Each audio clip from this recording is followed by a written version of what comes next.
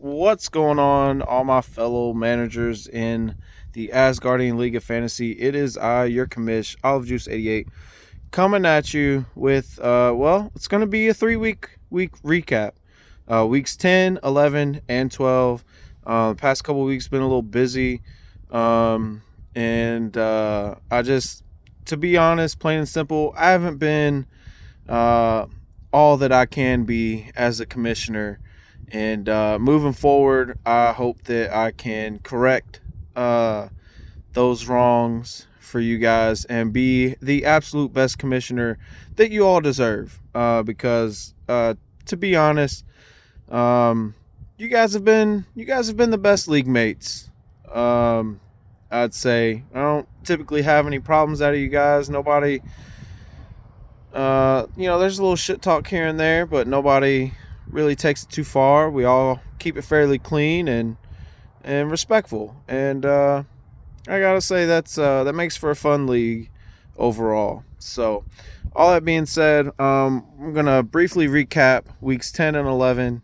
Go over some stats for that I had jotted down for those weeks and segments and whatnot, and then we'll get into week 12. And like I said, I'll just try to be better in the next few weeks as the season winds down and get these done in a timely manner. So let's go on with week 10. In our first matchup, we had the sibling rivalry that wasn't really a rivalry that week because I took out Mr. Smith by 43 points. Just it wasn't close. It's been a tough year having to deal without Justin Jefferson for the majority of the season. So it's been an up and down year for Mr. Smith there. But he's trying to close it out strong, and we'll see what happened, here in a little bit over the next couple weeks. Brian Carden takes out Brad. 21-point victory. Dak Prescott's going to be the MVP for offense from week 10. 46.9 points after basically accounting for 404 yards and 4 touchdowns. Then we had a battle of the Joshes with Josh Jansen and Josh Russell. Jansen coming out on top by 10 points. Going to go ahead and throw Devin Singletary with 22.1 points at least. I didn't write down the exact number, but he had 161 total yards and a touchdown. So it was at least 22 points. He's going to be our bench player of the week for Mr. Russell. Then we had Matt Murphy taking out Eric as a 14-point victory. And in the last game, we had Melvin taking out Pops, 21-point victory. And what was it was a fairly high-scoring game, and it just, Melvin edged him out. We all know Melvin's got probably the most explosive team in the league, and he just he keeps hitting week after week, and it's hard to take him down. Aluakun Foyesade, don't really know how you say his first name, but Aluakun is the defensive player of the week from week 10 with 35 points. He had 9 total tackles and 2 sacks. And then we had a bunch of trades happen after that week. Austin Eckler, Keenan Allen, those were a couple of players I acquired. I shipped out Calvin Ridley. Ended up having to make a move for Trey McBride after Mark Andrews getting put on IR for whatever ankle issue he's dealing with. So it's been a pretty eventful time over the last couple of weeks.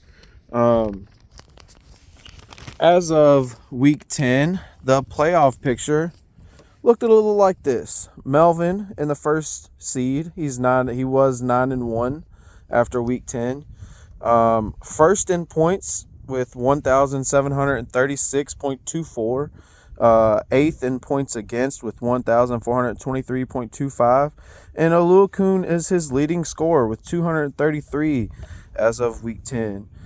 Matt Murphy was in second place with a 7-3 record.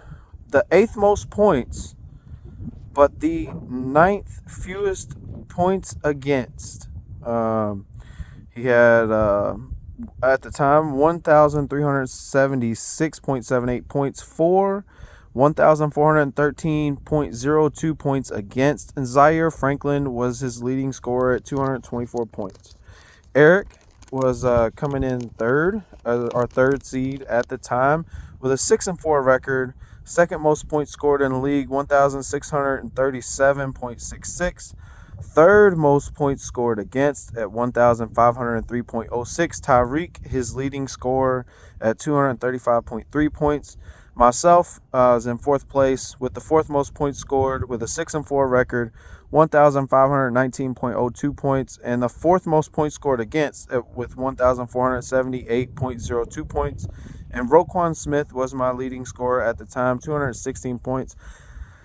I'd already had Keenan Allen at this point in time, but I can't take credit for what he's done. All that production at the time was done under another manager, so he would have been my leading scorer if not for that. Brian Smith in the fifth seed as of week 10, 5-5 record. Third most points scored in the league, 1,590.7. And the most points scored against, 1,583.18. Josh Allen with 236.6 points leads the way for him. We have Josh Jansen and Josh Russell really going back and forth for the sixth seed.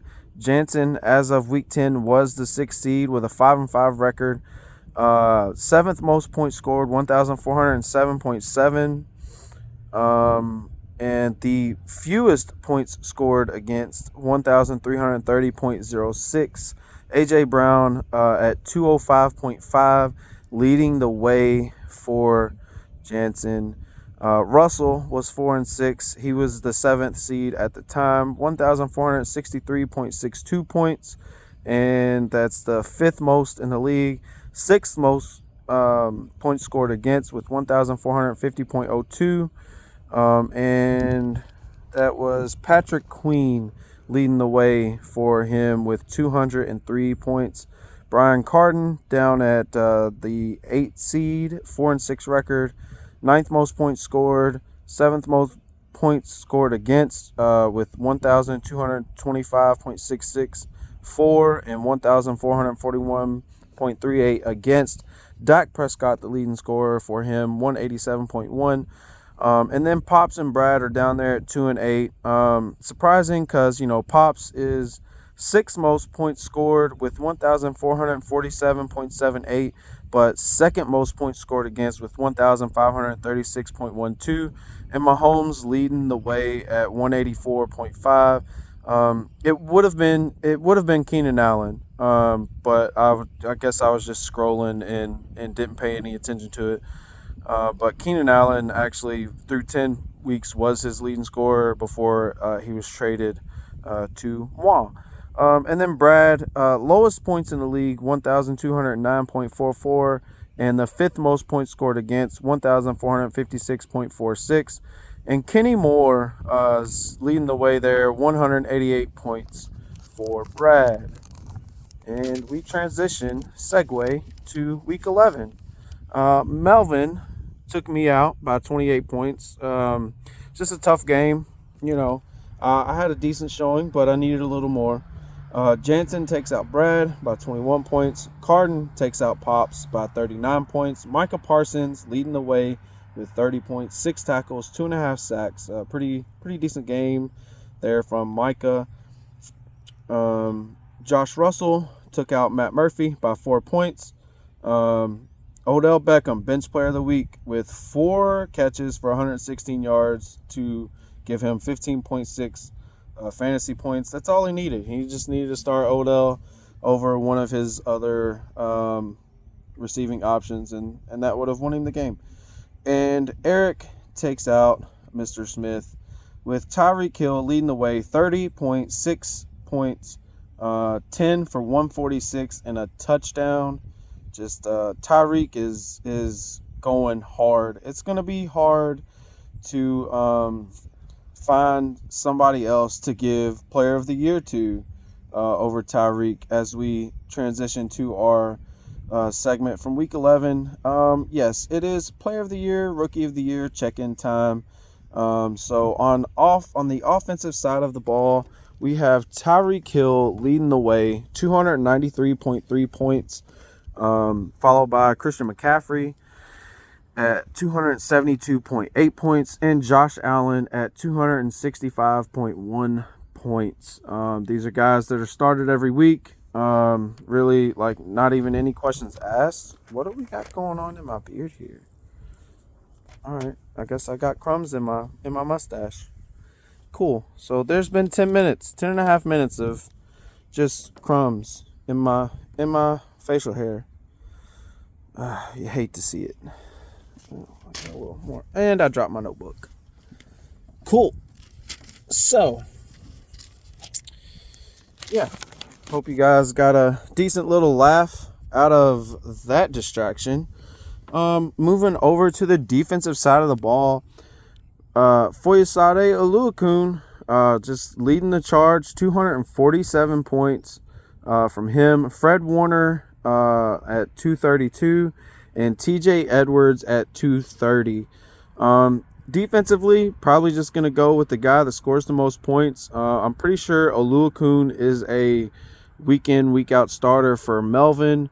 I know I probably wouldn't take him out at all. Like, I mean, when I'm looking at guys to start, I throw in Roquan Smith because he's almost guaranteed 20 points, and then, you know, I might shuffle around the other one. But for the most part, if you got a defensive stud, you know, like a linebacker or whatever that is pretty much guaranteed 20 points, you should probably go ahead and start him, because he's just going to tear it up.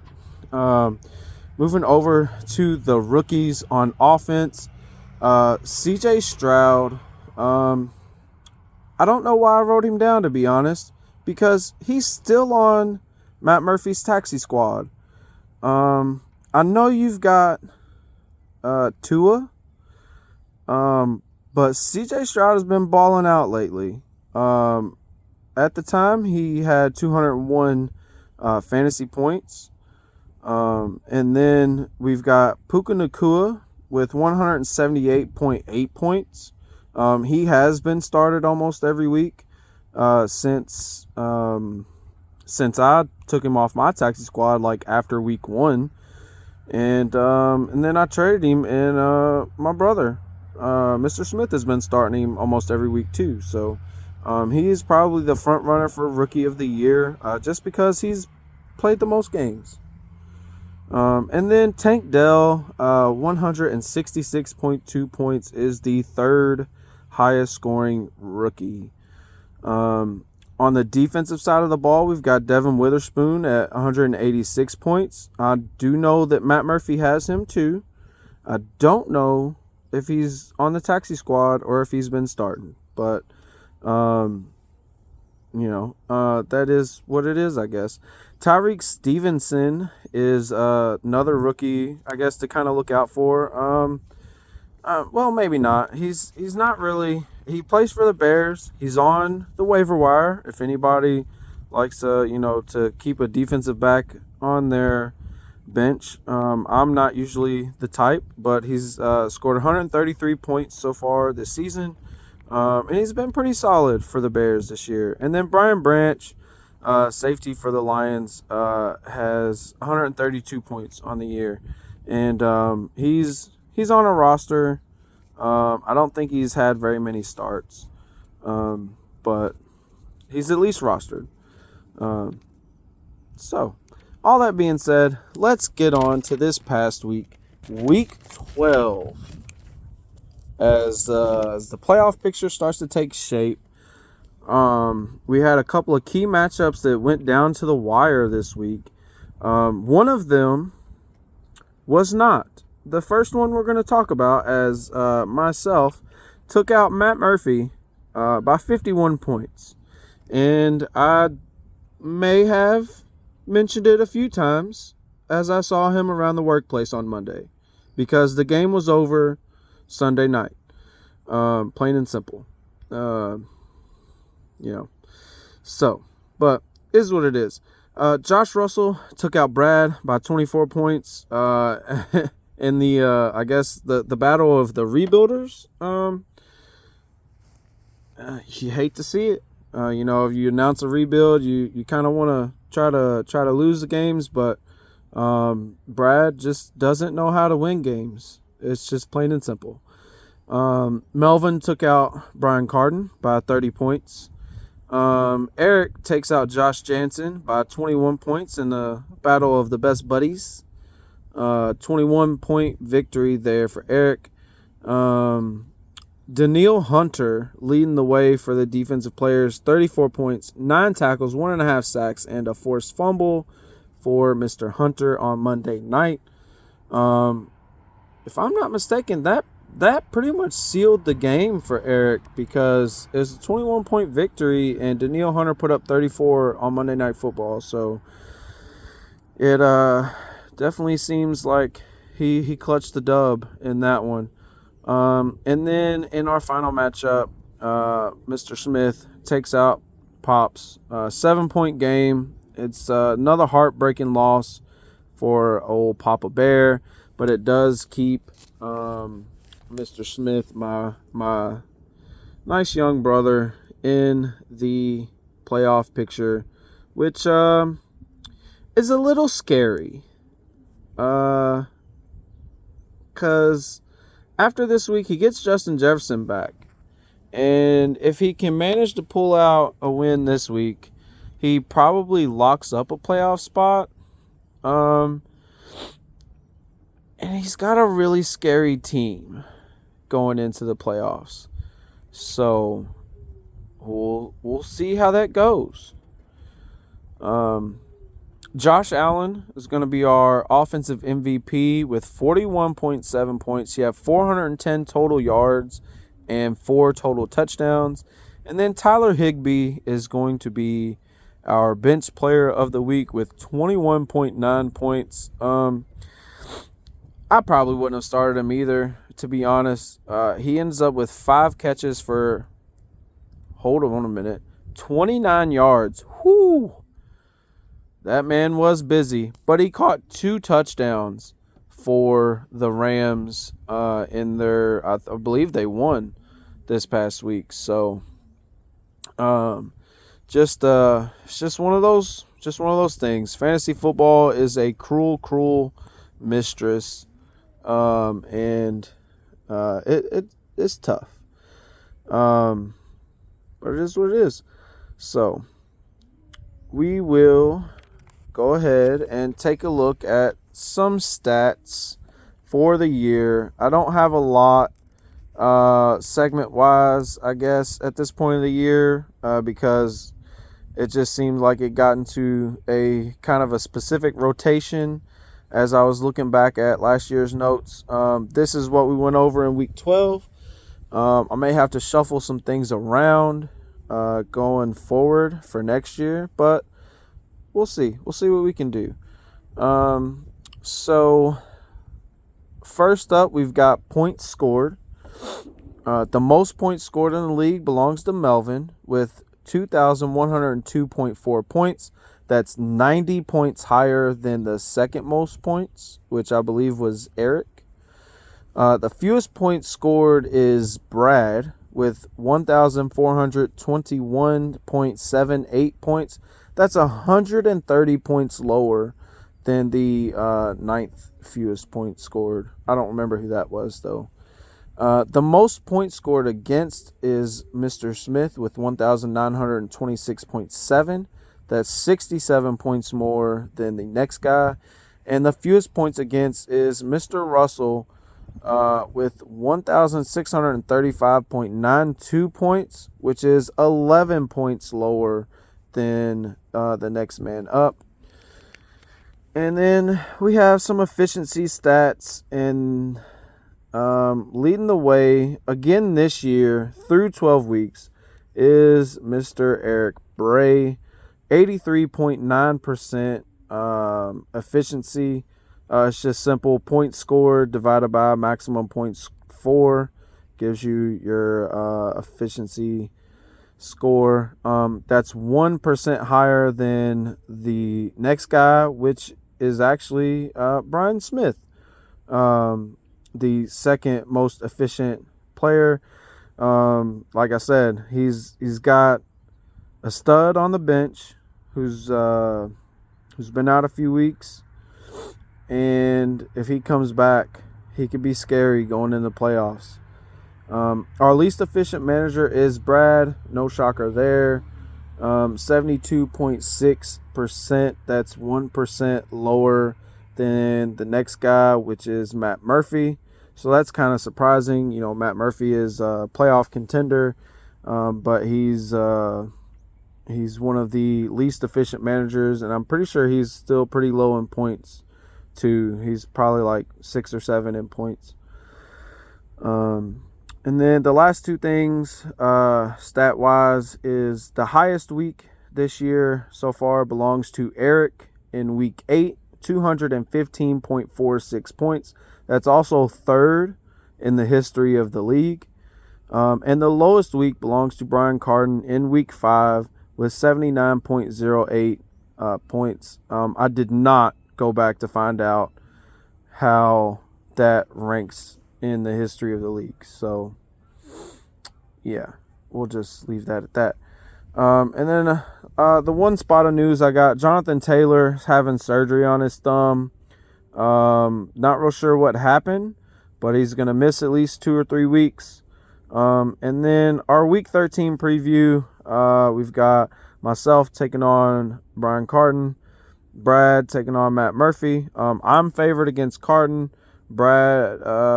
Murphy is favored against Brad, and these are current projections.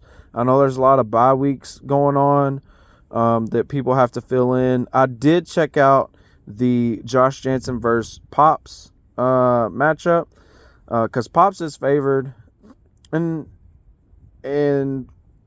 Jansen's projected score was really low.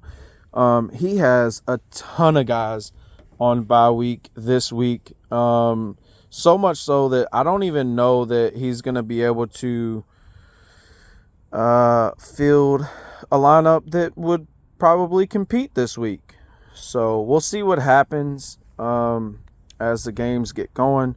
Our fourth matchup is Josh Russell taking on Eric. Eric is favored there, and Melvin is favored against Mr. Smith. I think that's going to knock you out of playoff contention, to be honest. But, if Jansen loses and Russell loses, you're probably looking to stay in pretty decent shape there, bro. So, all that being said, next week I'll try to get you guys at a decent time. It's a nice day out here today. I had me a vacation day from work. Went and ran some errands. I'm over at Mom's house now. The mother-in-law's house. Getting ready to grab the baby and head home and enjoy the rest of our night before I have to go back to work tomorrow. Now, I'm really trying not to say bad things about that place, given who else is in the league. But anyway, all good over here. Hope you guys enjoy the rest of your weekend. Is that something else? What is this? Cool. I'm gonna make sure I wash my beard properly, like with beard shampoo and all that stuff now, because it seems like I've just got all kind of food in my beard. So this is a gray hair. This isn't food. This is actually gray hair. It does its own thing. I think there's an operator in there that just says, yeah, we're going to make you point this way today or that way or this or that. It does its own thing. So anyway, y'all have a good weekend. Good luck to all of you all in all of your matchups, except for you, Mr. Carden. You knocked me out of the playoffs in our redraft league, and still a little salty about it, but it'll be okay. There's always next year. I've said that every year in that league now. Dang it. I just want to win a championship, y'all. Anyway, this has already been way too long as we covered 3 weeks. So let me get out of here because if I start rambling, I'll keep rambling. Peace out. See y'all next week. Good luck.